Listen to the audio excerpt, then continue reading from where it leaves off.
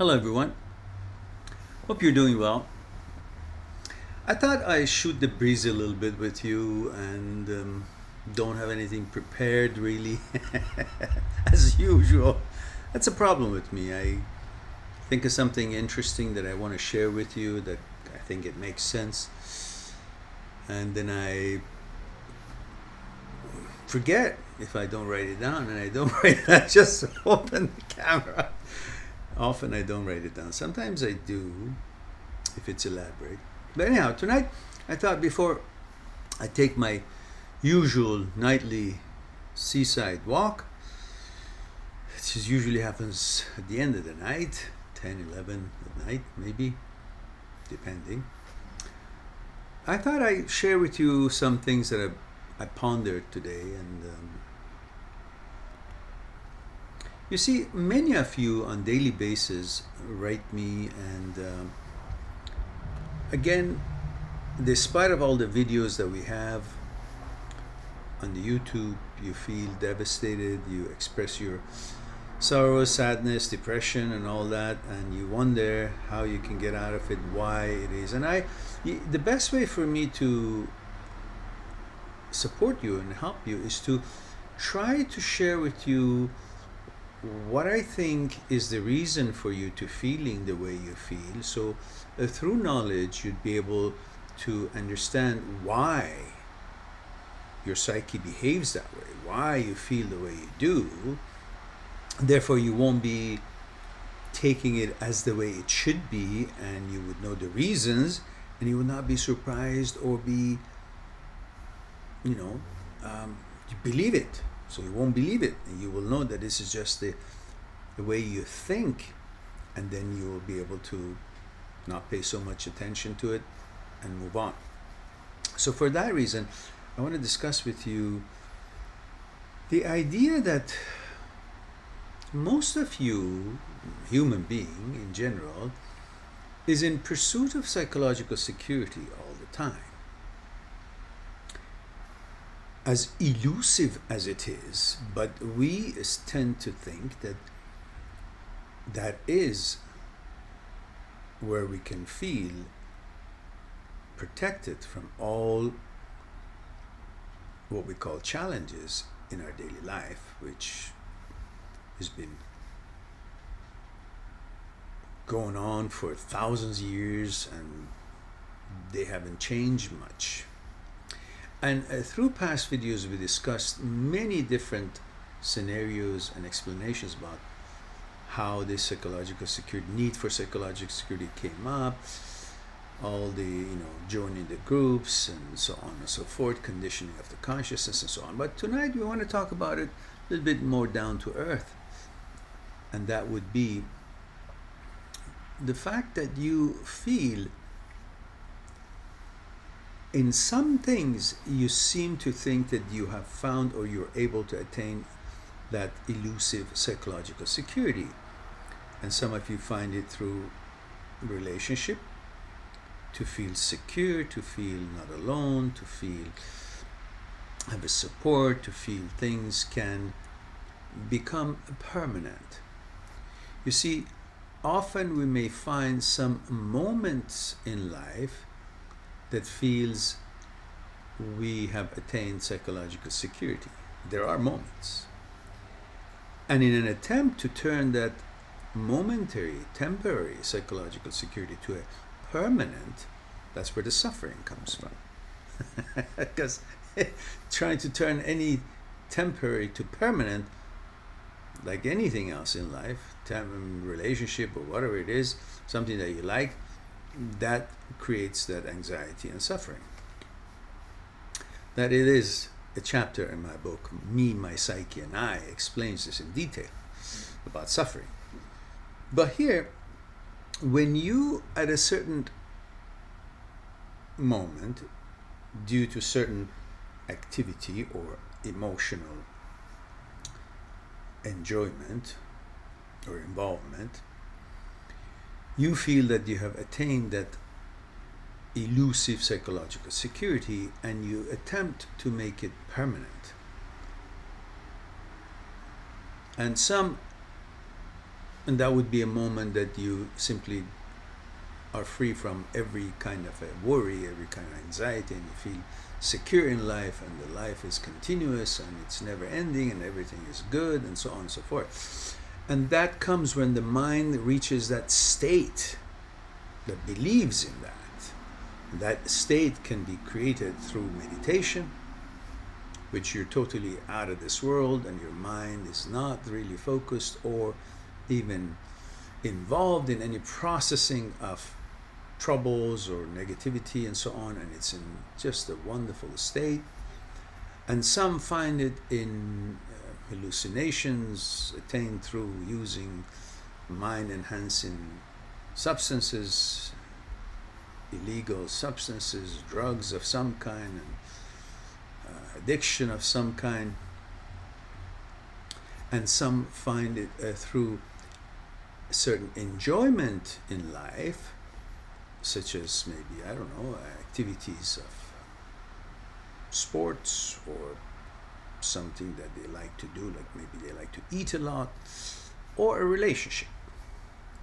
And through the relationship, the togetherness, the feelings, the excitement, the intimacy, the sex, and the moment of total abandonment, to the point that the mind is no longer involved in anything other than what that moment entails, which in that moment there is no worries, there is no concern of anything, and that is through that relationship and the intimacy, sex, and all that so forth. And when they try to hold on to that moment of wonderful feeling in the intimacy and in the relationship, so they feel the relationship has been responsible to create that, what they called a total clarity for them, total security and psychological security for themselves. When they believe that and then they break up, they suddenly feel that the source of that elusive psychological security that they were able to attain for that moment or that period, they feel the source of possibility for that state of mind and that feeling of contentment with life and happiness in life is now shattered, is now eliminated. Because that was what represented itself to them as the source of getting into that state of perfect happiness to them. Relationship, intimacy, togetherness. And the boys usually feel that because of that wonderful feeling of intimacy and the hominess and coming home or being with a woman and feel so wonderful, being with their partner and feel so wonderful about it, and let's say exampling of a man and a woman, to make it easy, and you guys can switch the however your relationship is, the kind of relationship you have to make this meaningful for you. So the guy in relationship with his girlfriend feels loved, feels taken care of, served someday, some tea or some coffee or some, the coziness of the home cooking and all that makes him feel. And then of course, going on date together or involved in some activities and walking by the sea or having intimacy at home, watching a movie or, cuddling or sex and all that. And all that brings that psychological security for him. And for the girl, possibly could be same, but plus what the guy would provide. And I'm talking about the most cases. I'm not talking about where the woman is the breadwinner or other situation. We're talking about the majority of situations around the world. While it would be, of course, wonderful when equally each can contribute to the economic well-being of their relationship. But we're talking about what generally happens around the world. So the woman usually enjoys the provisions that the man brings traditionally and provides for her, and she will feel comfortable, secure, that there is food, shelter, security, a power to purchase things, that is our necessities, and through which she feels safe and secure and comfortable, which then of course she can use that comfort and provisions to attend to herself, and again, have time to do some things to increase her fitness level, attend to her health, and then perhaps buy certain things that makes her look even more pleasant to herself and of course to her mate. And that is what she may call psychological security, because she feels, okay, I have the security that I've been looking for. So in what they have to offer to each other, which in different relationships could be different ways, the woman could be the provider of all these goodies, and the man would be having a different role, but we're talking about the majority of the cases. So each would provide that for each other, and each would feel that the other one is the source of this. And when the relationship breaks up, they become devastated because they feel now the source that could provide all these things and help them to attain that elusive psychological security is gone. That misconception, that misunderstanding, that mistake in thinking that the only source that could help them to arrive at that level of calmness and contentment and psychological security is gone. That is why they feel so devastated, because of the relationship is now no longer. But if they focus on the fact that what they really are seeking for attaining that psychological security is not that person, is what that person could offer. The warmth that the woman would be providing for her man, and the warmth and the provisions and the comfort and the security that the man could be providing for his woman is actually what brings that momentary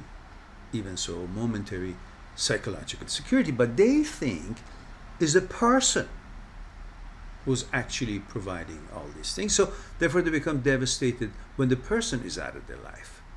But if they focus really what makes them, what creates that feeling in their mind, they will notice is not the person.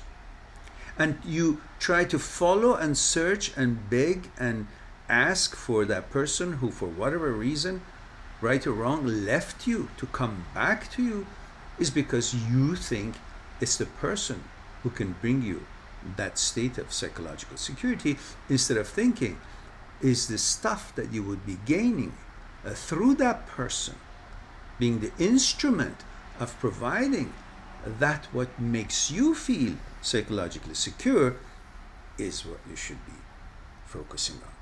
And if you do that, then you'll realize that the person is not the key.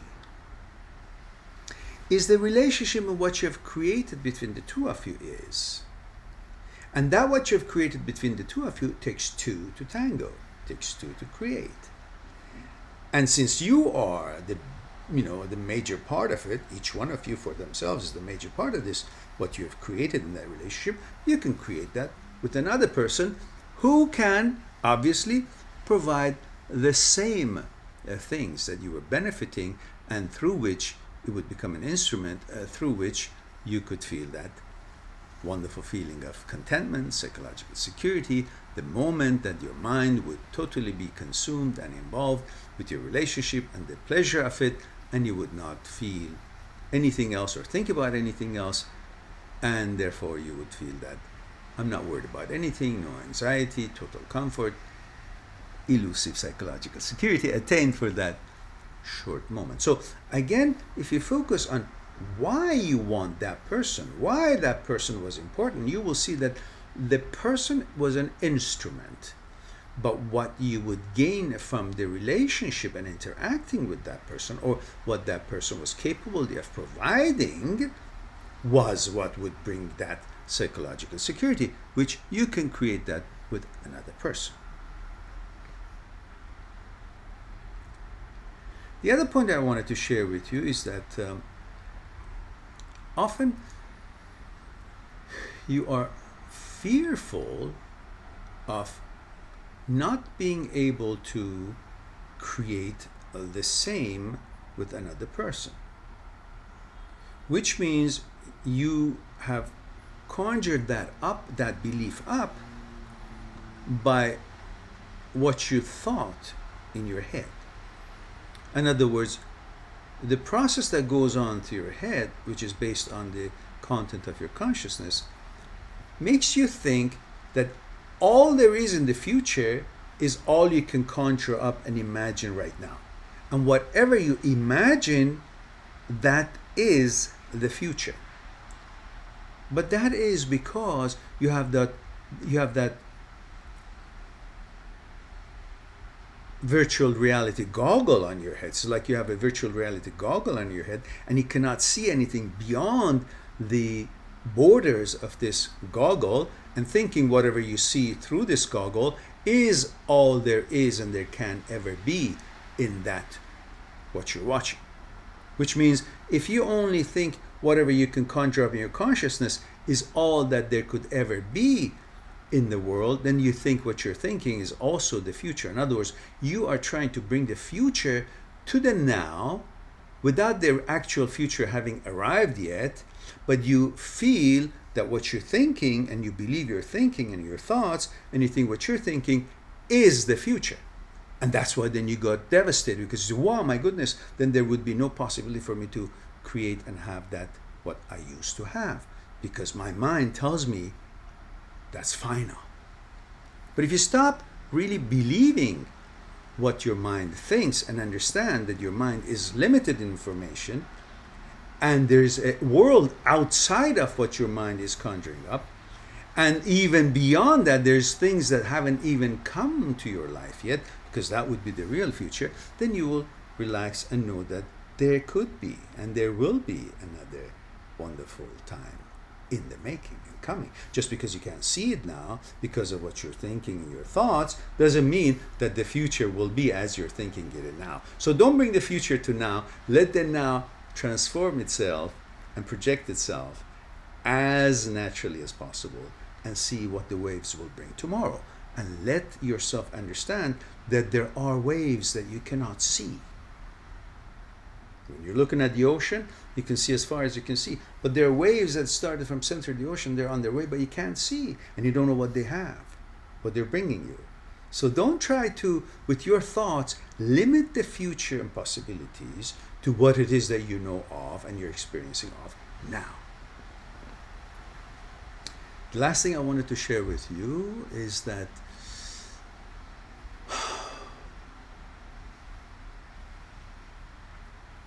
I can't remember the last thing. So I guess we'll talk about that some other time. I hope this will give you a little bit of hope to understand that nothing is final, nothing is over, only some instruments that was helping you to feel good is gone, and by changing the instrument in time, when you're ready, you will be able to create the same, if not better, with the experiences that you have now.